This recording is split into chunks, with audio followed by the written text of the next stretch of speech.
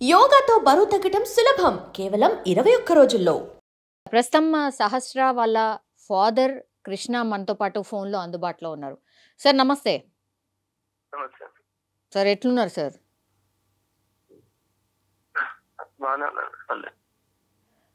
Sir ఈరోజు ఇప్పుడు మీ అమ్మాయిని ఎవరైతే చంపారని ఆ బాలుని అరెస్ట్ చేసిండ్రు, జువెనైల్ హోమ్లో పెట్టిండ్రు, ఈరోజు మళ్ళా కస్టడీకి తీసుకుంటున్నారట సార్. ఎన్నిసార్లు అడిగినా సరే ఆయన నేను బ్యాట్ కోసమే చంపినా అని చెప్తున్నాడట. నిజమేనా సార్? అంటే మీరు కూడా ధర్నా చేసిండ్రు?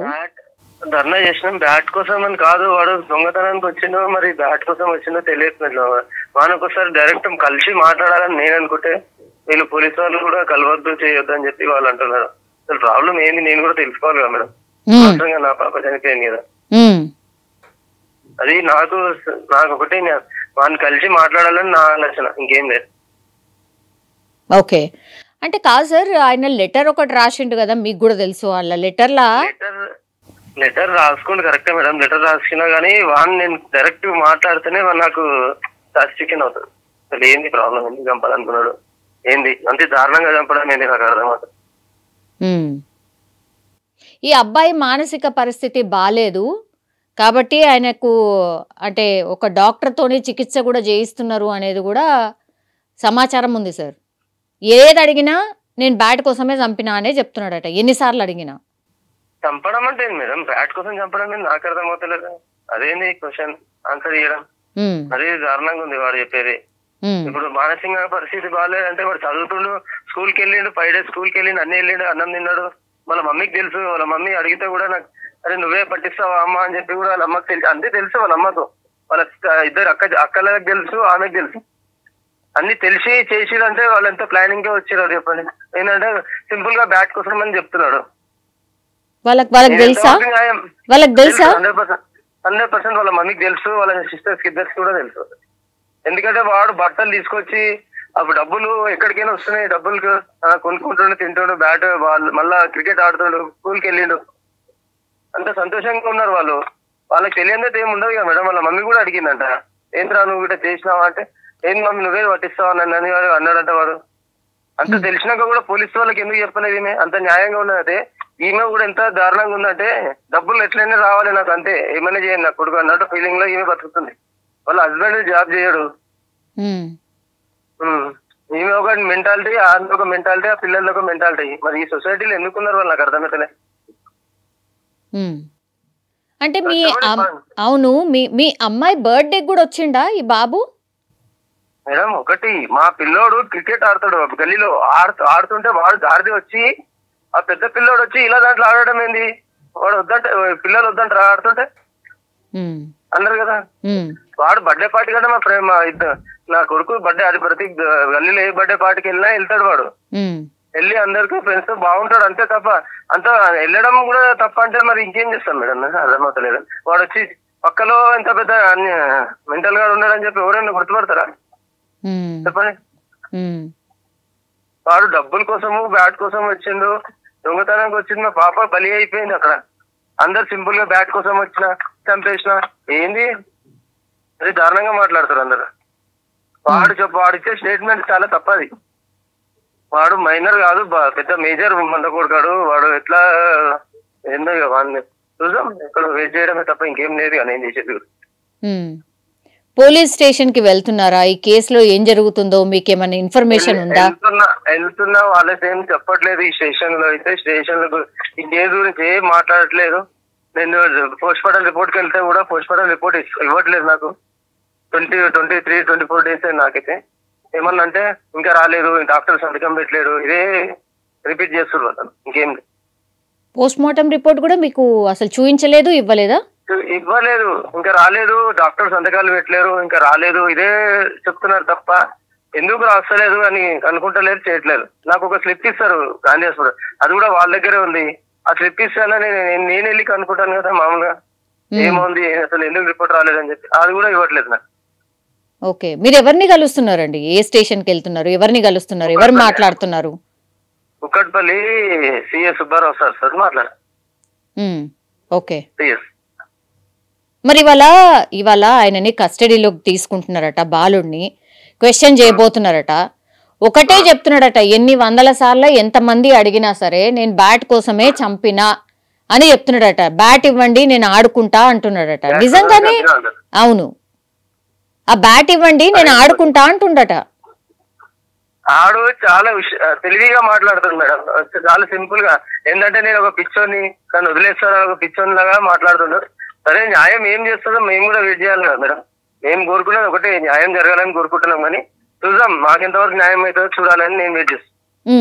మీ అబ్బాయి ఏం చెప్తుండండి అతని గురించి? అంటే అబ్బాయి ఏంది మేడం, వాడు 10th క్లాస్ సెకండ్ క్లాస్ ఏం చెప్తాడు, వీడేం చెప్తాడు, ఆడు మెంటల్, వాడి ఒక సైకోనో ఏందో తెలియదు. నేను డైరెక్ట్ మాట్లాడితే నాకు తెలుస్తుంది కదా వాడు ఎసంటోడు.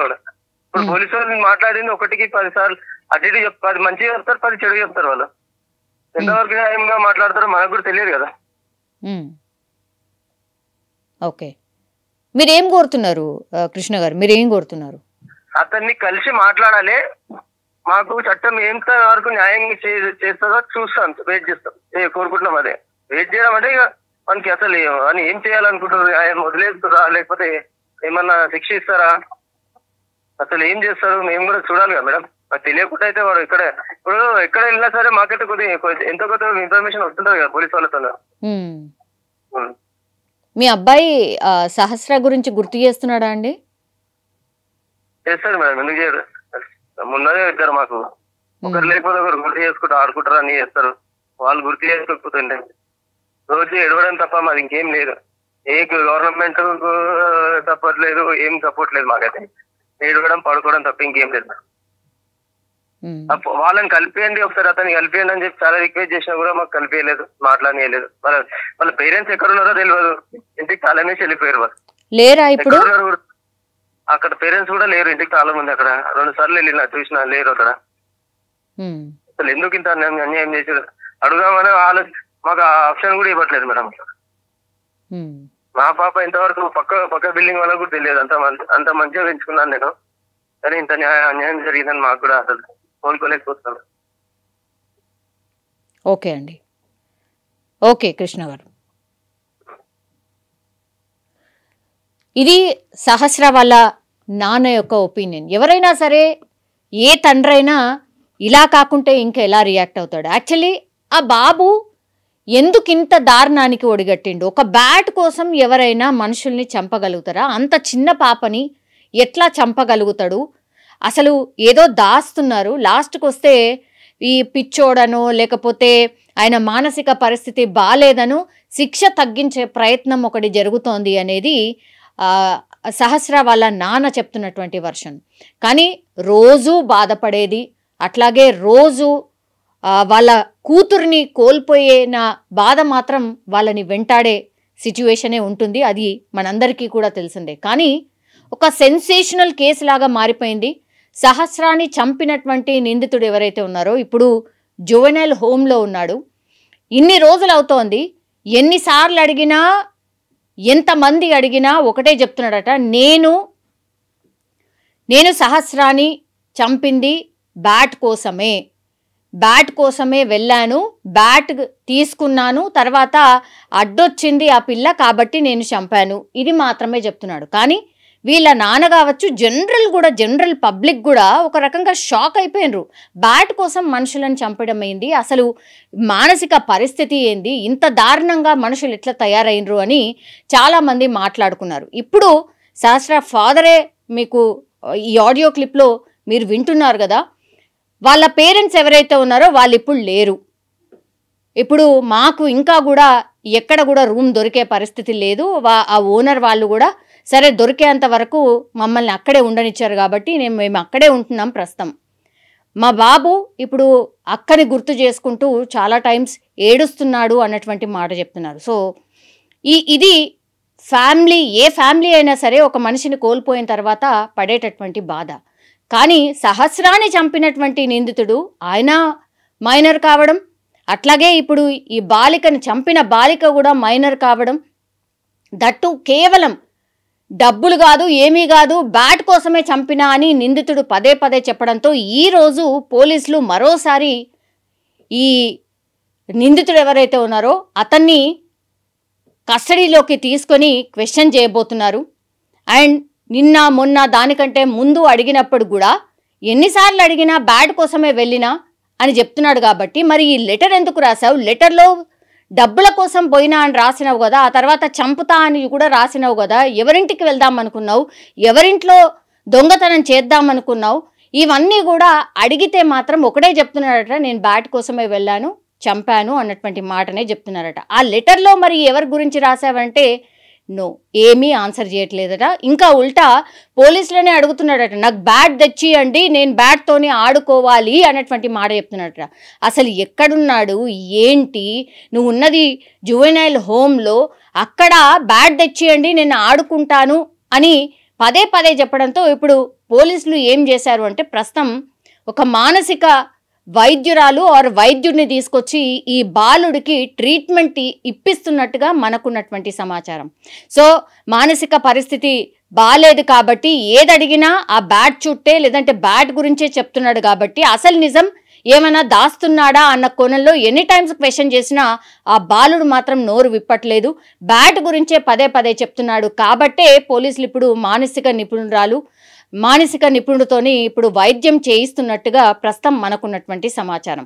సో ఇదంతా అయ్యాక అగైన్ ఈరోజు క్వశ్చన్ చేయబోతున్నారు, కస్టడీకి తీసుకోవాలి అన్నటువంటి పిటిషన్ వేశారు. కస్టడీలో ఈరోజు క్వశ్చన్ చేయబోతున్నారు ఆ బాలుడిని. మరి ఈరోజు ఆ బాలుడిని క్వశ్చన్స్ వేస్తే ఏం ఆన్సర్లు దొరుకుతాయి, ఏం ఆన్సర్ చెప్పబోతున్నాడు అనేది ఒకటి. కానీ ఈ విచారణ జరుగుతోంది, ఈ కేసులో ఏమవుతుంది అనేది కనీసం సహస్ర వాళ్ళ పేరెంట్స్కి తెలియకపోవడం ఇక్కడ గమనార్హం అనుకోవచ్చు, నిజంగా చెప్పాలంటే కూడా బాధాకరం అని కూడా మనం చెప్పొచ్చు. కానీ ఈ కేసులో మరి ఈరోజు ఏం జరగవచ్చు, ఈ సహస్రాన్ని చంపినటువంటి నిందితుడు ఎవరైతే ఉన్నారో ఆయన ఏం చెప్పబోతున్నాడో, ఆ బాలుడు ఏం చెప్పబోతున్నాడు అనేది కూడా వేచి చూడాల్సిందే.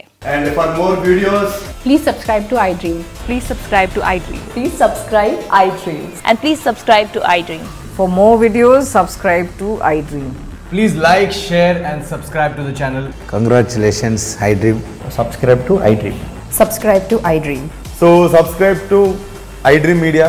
iDream ki iDream team andarki huge congratulations. Please subscribe iDream Media. Please subscribe to iDream. Subscribe iDream. Please subscribe to iDream. iDream అంటే నా కళల ఛానల్ను సబ్స్క్రైబ్ చేసుకున్న నోరు తిరుగుతలేదు, మీరైతే గంట గుర్తు కొట్టండి. For more such videos, please subscribe to iDream. Subscribe to iDream. Please subscribe to iDream. Please subscribe iDream Media. Please do subscribe to iDream. Please subscribe to iDream Media. For best entertainment and information, please subscribe iDream. And don't forget to subscribe to iDream.